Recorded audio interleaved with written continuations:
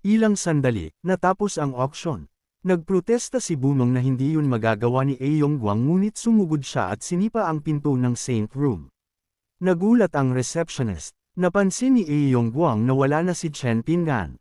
Isiniwalat niya na ginamit pala ni Chen Pinggan ang teleportation array ng Saint Character Room upang makatakas, kaya ang pagpapanggap na hinahamak ang Supreme ay isang walang silbing banta lang. Dapat buksan agad ni Guing ang teleportation array at hayaan siyang habulin si Chen Pinggan, ngunit paulit-ulit siyang tumanggi, sinasabing labag iyon sa mga patakaran. Hinawakan ni Yongguang siya sa kwelyo.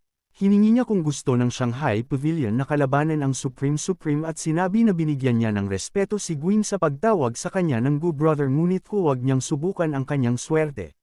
Sinabi ni Guming na walang ganoong intensyon ang Shanghai Pavilion.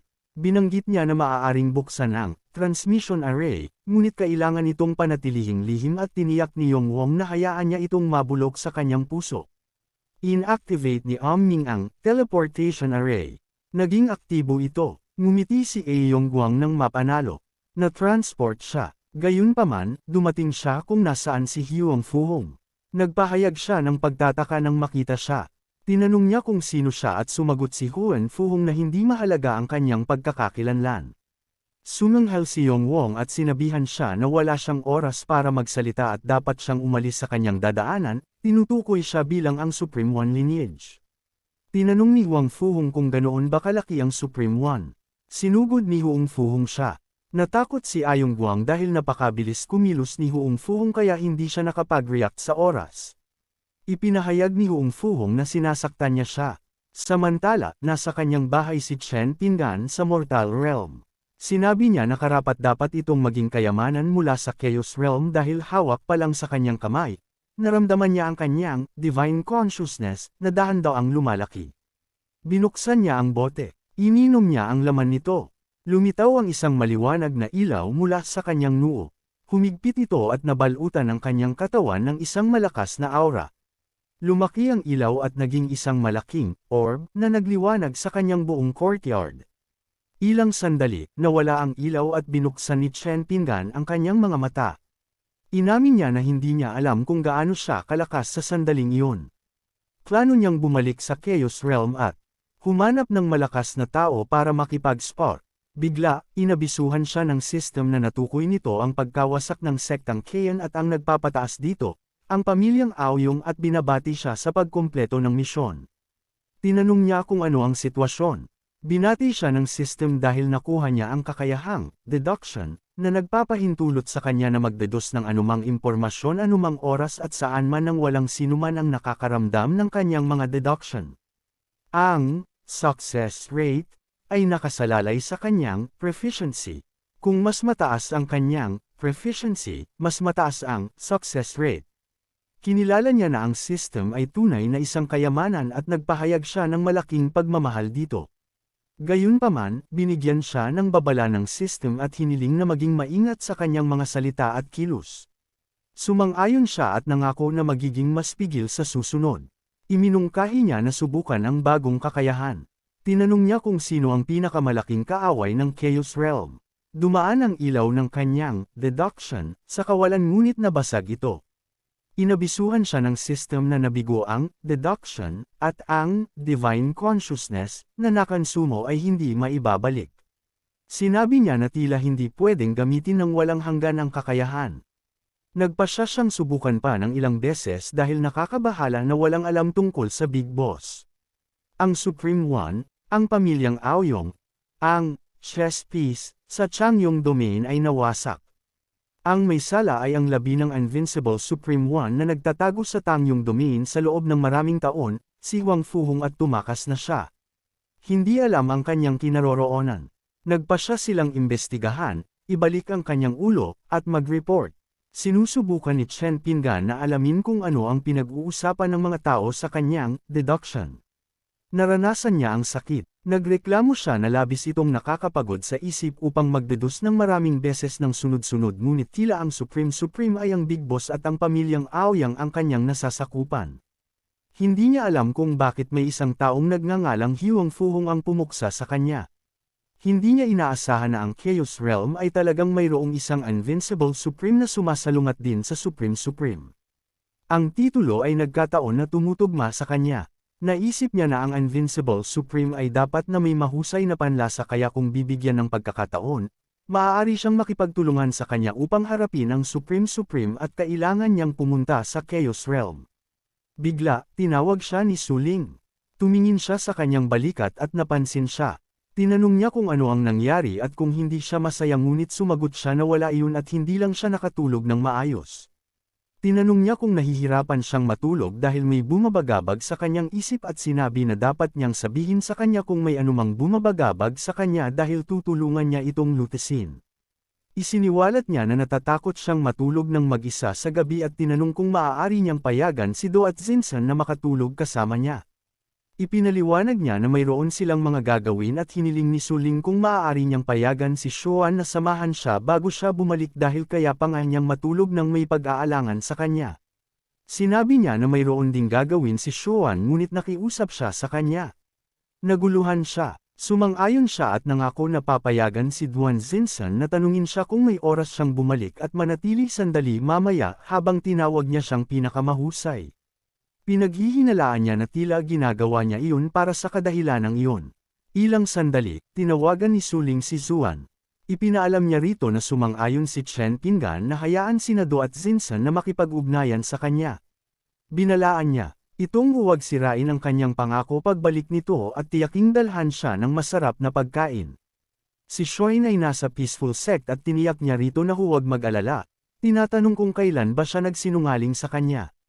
Ipinahayag niya na si Suling ang pinakapinagkakatiwalaan at malapit na siyang bumalik sa tabi ng kanyang kapatid.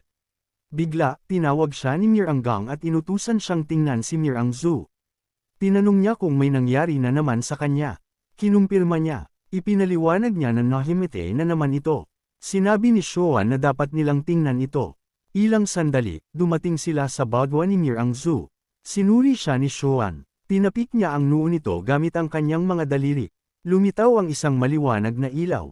Napansin ni Shoin na hindi nakatuon ang puso nito at binabaliwala nito ang kanyang mga responsibilidad, nakatuon lamang sa cultivation na sa huli ay haantong sa kanyang kamatayan. Tinanong niya kung kailan ito nagsimulang magpakita ng mga senyales na iyon at sumagot siya na nagdoble ito ng pagsisikap mula ng kasal ni Chen Pinggan ngunit sa ilalim ng kanilang gabay. Walang malaking nangyari hanggang sa kakulangan ng pamamahala ng peaceful sect ang naging dahilan upang sawayin sila nito kaya marahil ay na-stimulate siya at nagdoble ng pagsisikap na parang nabaliw. Nahimite na ito ng ilang beses noon at malapit na sana silang humingi ng tulong sa kanya. Idineklara ni Shoin na susuriin niya ang loob ng isip ni Mirangzu upang malaman kung ano ang iniisip ng nakakainis na multo na iyon. Ginamit niya ang mind-to-mind communication. Nagkaisa ang spiritual intent. Binuksan niya ito. Naguluhan si Zuan nang pumasok siya sa kamalayan ni Mirangzu. Tinanong niya kung pink bubbles ba ang mga iyon at kung iyon ba ang inner world ni Myeongshu na kilala bilang Gaosan Hanzo. Nalito siya nang masuri niya ang mga bubbles. Nagtaka siya kung may kulang pa siyang iba sa kanyang isip.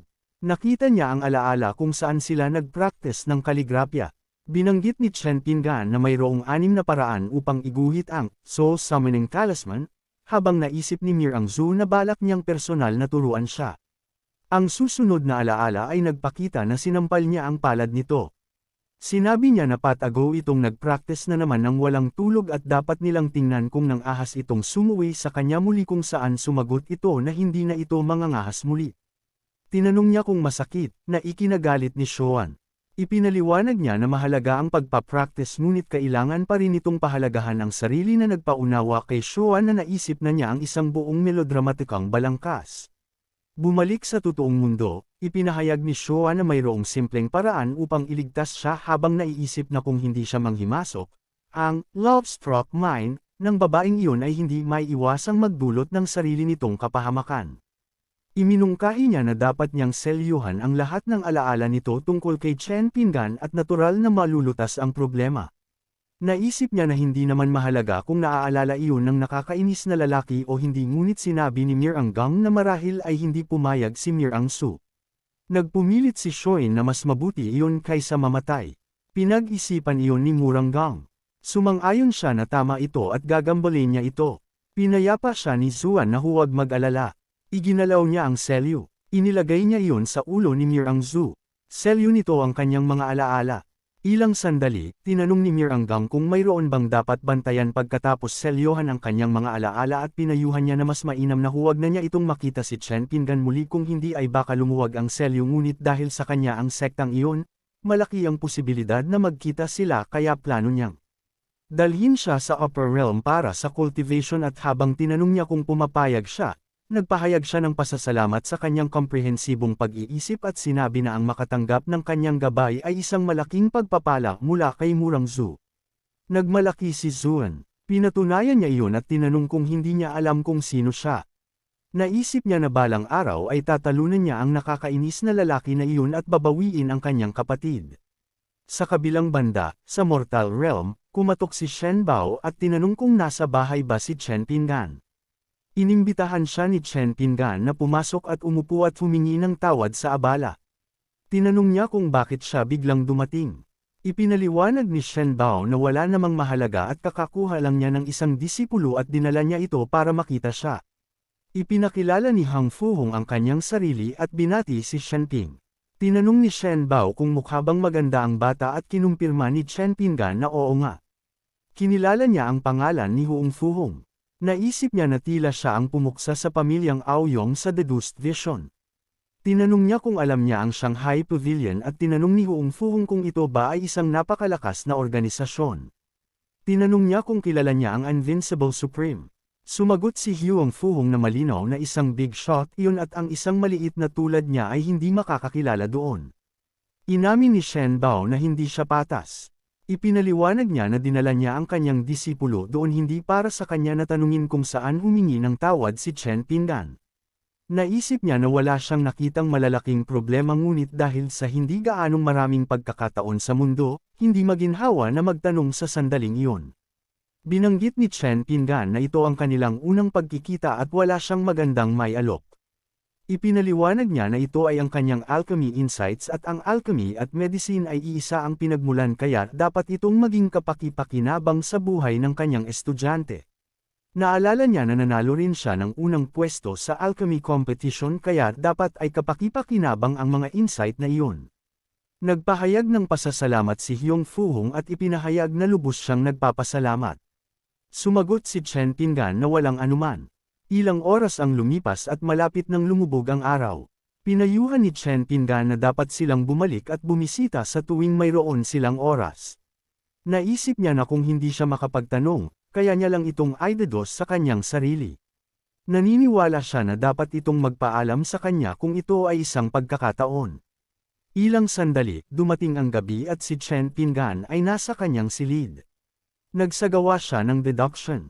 Ipinaliwanag niya na hindi mabilang na mga sanhi ang nagsasama-sama sa isang isip at nagsasama-sama sa isang bunga. Tinanong niya kung ano talaga ang background ni Huong Fuhong. Sinabi niya na kailangan niyang malaman ang lahat.